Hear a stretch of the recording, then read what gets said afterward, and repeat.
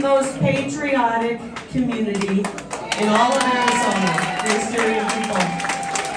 Thank you so much for inviting us into your sanctuary this morning for Holy Communion, and thank you so much for being such an incredible community. What I see when I have the opportunity to be around the Assyrian people is that your faith, your tradition, your culture, God, and your family are most important. And you protect that.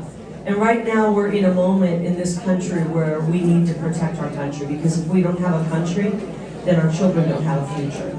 Then your church doesn't have a future. Then we don't have a future. And so we're working really hard to fight for this country. I know that many of you did everything right. Someone said, what do the people of Arizona need to do right this time? Well, they did everything right last time. We got involved last time. We registered to vote. We knocked on doors. We talked to our friends. We shared, posts on social media saying what we believe in, what's important. And our elections were run like they're run in a third world country, in a banana republic. And when that happened to Abe Hamadeh and I last time, Abe was running for Attorney General. It would have been an incredible Attorney General. When that happened, and when what they did in our elections happened to us, which was a rigged election where our vote was trampled on, a lot of people ran for the hills after that. And Abe and I stood there and said, we're going to fight for the vote, the sacred vote of the people of Arizona. And so we've been fighting relentlessly for the last couple of years. We have made some changes. We've won some cases. We've lost some cases. Little things are happening to secure our vote. And so this go around, we got to go and do exactly what we did last time. We have to register our friends to vote. How many of you are willing to register a few people to vote? All right, good. Let me just see a quick show of hands. How many of you are not yet registered to vote and don't feel ashamed to raise your hand? If you're not registered, put your hand high in the air. Oh, good. Sam, you're doing a good job in this community. Good. Good job. But that means we have to start asking our neighbors when we have these conversations. Ask them how they think things are going. I'm willing to bet everyone in here does not think this country's going in the right direction, right? Whew, we're in troubled times. But it's not too late to turn it around. I did talk to somebody today who said he's just completely lost faith. He's lost hope. He doesn't think there's a way out. And I reminded him that the same God who parted the Red Sea is with us right now. The same God. And that God placed us here at this moment for a reason.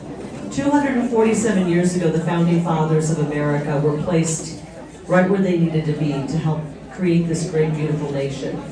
And God has placed us here for this very moment. And so when people ask me if I've lost hope and faith, I say, heck no. God put me here for a reason. God put you here for a reason. And we are going to be the people that save this country. So don't lose hope. I want to introduce you, if I may, my husband who's here, Jeff Halperin.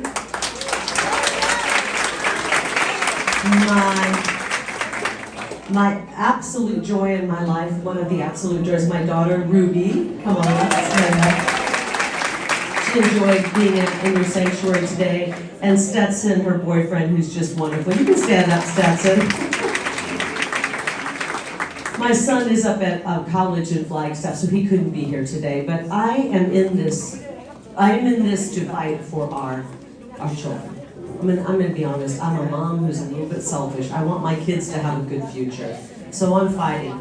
I'm honored to have the endorsement of who I believe is the greatest president ever in the United States, President Donald J. Trump.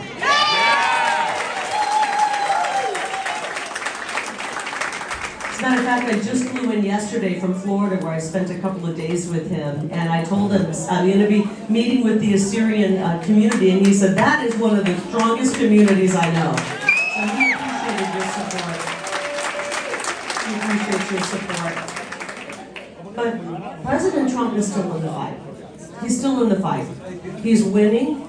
And I want you to know that I believe that this country is much more together than the media is telling us we are. How many of you are still listening to the media? Oh, we got a couple. I don't recommend it.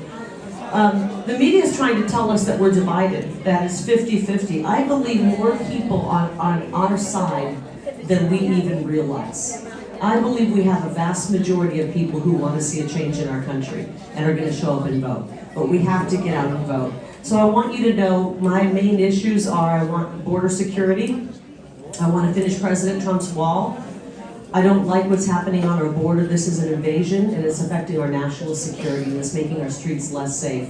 I want to make sure that we have our First Amendment rights, our freedom to practice our whatever religion that we believe in. I want to make sure that we have the freedom to speak freely in this country, and our Constitution holds strong.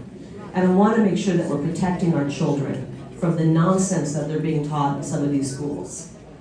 Our children's minds are the future, and they're indoctrinating our kids. And I know I'm not the only mom. I've talked to a few of you here who are very concerned. When I'm in the U.S. Senate, we will withhold federal education dollars from any school that is indoctrinating our children or pushing this demonic gender ideology. We will withhold federal education funds. They will not psychologically abuse our children anymore. We want a world-class education for our kids so that they can have a great future. And I will work with President Trump to make sure that his agenda is helped move forward in this country, because we know that President Trump wants to make America great again. And that's exactly what I want to do. I'm honored to have his endorsement and some really great fighters in Washington, D.C. and across the state. I'm honored to be in this fight with Abe Hamadeh, who will be your next congressman. Please help me welcome Abe Hamadeh.